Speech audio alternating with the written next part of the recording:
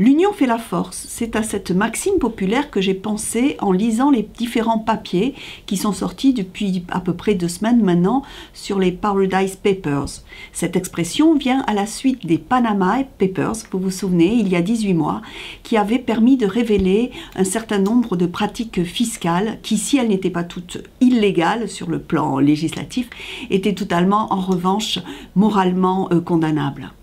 À nouveau, ces fuites qui viennent d'un certain nombre de lanceurs d'alerte et qui ont été étudiées par 400 journalistes à travers le monde, issus de 67 pays et qui regroupent 96 médias, montrent l'ampleur de ces fuites, montrent l'ampleur du travail qui a été fait et montrent, comme je le disais en démarrage, combien il est utile à ce moment-là à tous ces journalistes, à tous ces médias de travailler ensemble. Ces nouvelles fuites posent quantité de questions. Faut-il mettre dans le même panier les entreprises et les particuliers? Faut-il mettre à nouveau dans le même panier ce qui n'est pas condamnable légalement, et ce qui est la fraude fiscale, l'optimisation fiscale? Toutes ces questions se posent à nouveau.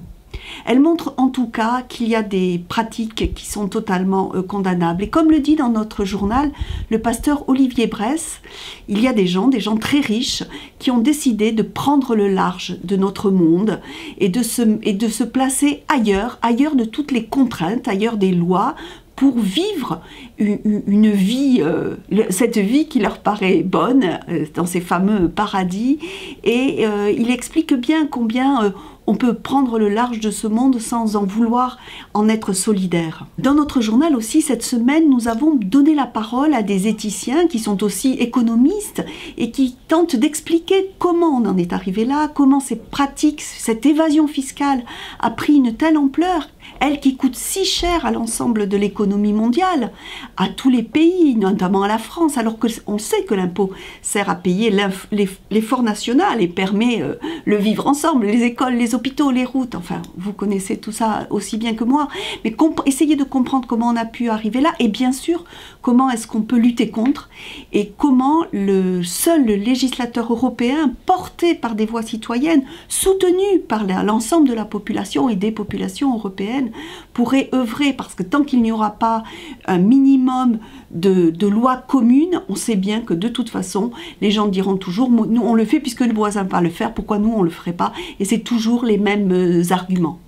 Donc cette nouvelle affaire des Paradise Papers pose des quantités de questions auxquelles nous essaierons aussi de revenir. Mais nous nous sommes dit que oui, il y a